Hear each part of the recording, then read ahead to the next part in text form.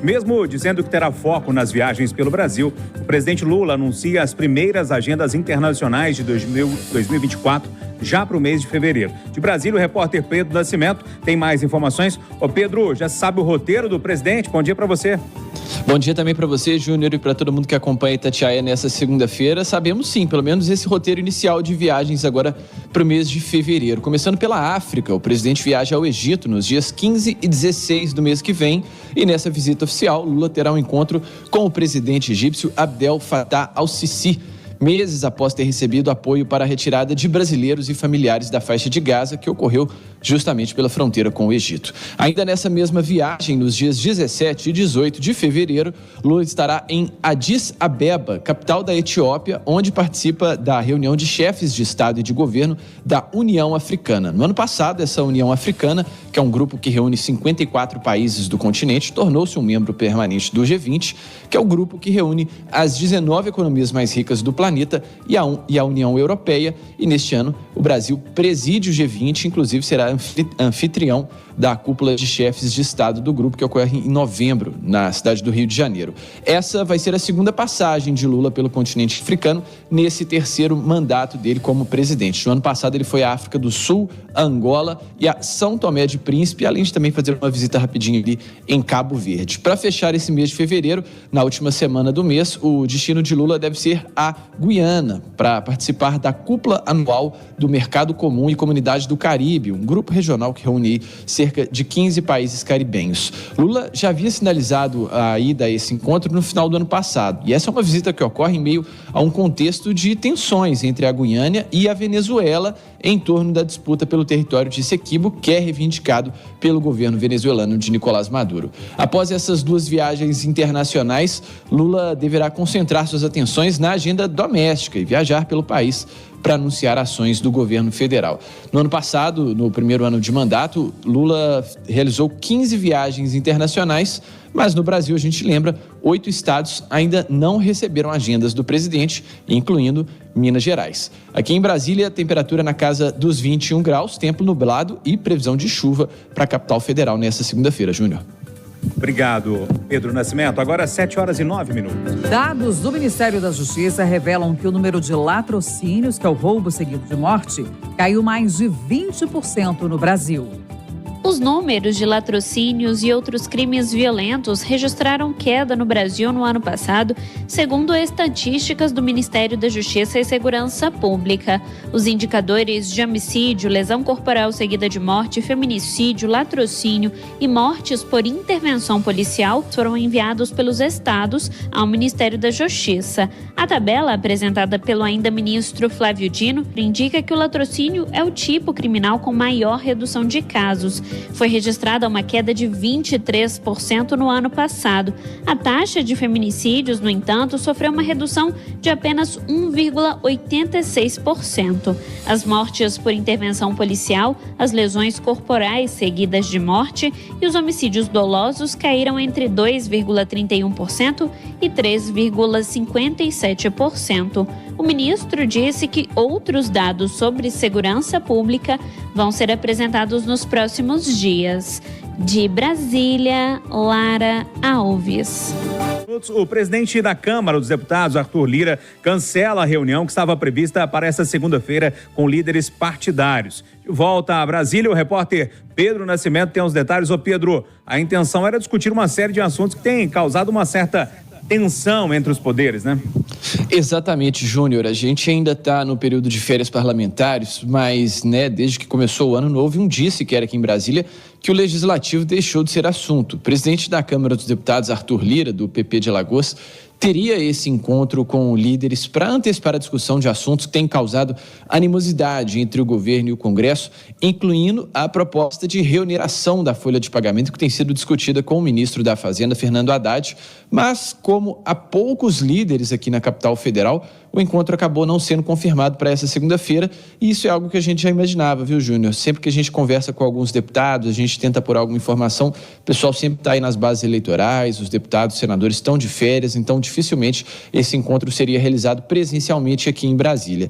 E aí, com isso, né, se houver alguma conversa nos próximos dias, elas deverão ser pontuais, alguns encontros com líderes em separado, para que essa discussão seja levada à frente mesmo, quando o Legislativo voltar aos trabalhos já em fevereiro. A lista de questões que estão nessa pauta para ser discutida com os líderes do Congresso é grande, viu? Além da reoneração da folha, temos discussões sobre o veto do presidente Lula a quase 6 bilhões de reais em emendas parlamentares que constavam no orçamento para 2024, o que irritou profundamente deputados e senadores, e também a discussão sobre o fim da isenção fiscal para líderes religiosos. Isso aconteceu justamente durante esse período de férias do Legislativo, e aqui a gente viu uma movimentação muito grande de membros da bancada evangélica que foram ao encontro, né, do ministro Fernando Haddad, e vão manter essas discussões aí antes mesmo do início dos trabalhos do Legislativo.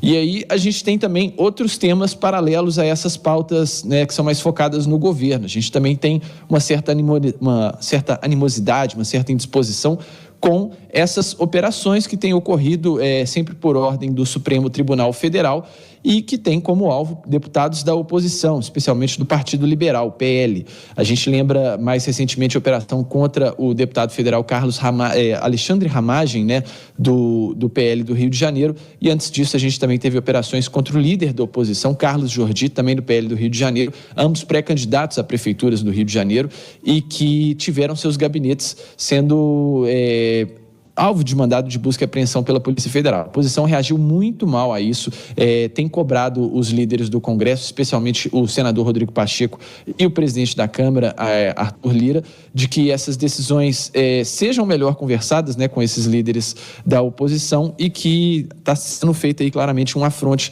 do STF contra a oposição. Então, isso vai pautar essa volta dos trabalhos do Congresso Nacional e também, antes mesmo disso, né, nessas reuniões aí, é possível que isso seja pautado, mas claro, se essas reuniões ocorrerem, serão de forma pontual com alguns líderes do Congresso por hora. Júnior, volto com você. Começa hoje e vai até quinta-feira o período de inscrições do ProUni, o programa Universidade para Todos, que oferece bolsas de estudo em instituições particulares de ensino superior. Para participar, é preciso ter feito a prova do Enem e não ter zerado a redação, além de pertencer a uma família de baixa renda. A primeira chamada dos classificados sai no dia 6 de fevereiro. Vale lembrar que o resultado do SISU, que é o Sistema de Seleção Unificada, será divulgado amanhã. O SISU recruta novos estudantes para universidades federais. E Minas Gerais é o segundo estado brasileiro com o maior número de universitários endividados com o FIES. Esses alunos acumulam 6 bilhões e meio de reais em dívidas, segundo um balanço feito pelo Ministério da Educação. As dívidas com o FIES podem ser renegociadas até maio. No ano passado, o governo criou o Desenrola do FIES, que oferece descontos de até 99% para os universitários que estão inscritos no CadÚnico e querem quitar as dívidas com as universidades para voltar a estudar. Até agora, 3 meses depois do início desse programa, só 12% dos estudantes endividados no país aderiram à renegociação. De Brasília, Lara Alves. 7h57, termina na próxima sexta-feira o prazo de inscrição para vagas remanescentes na rede estadual de ensino.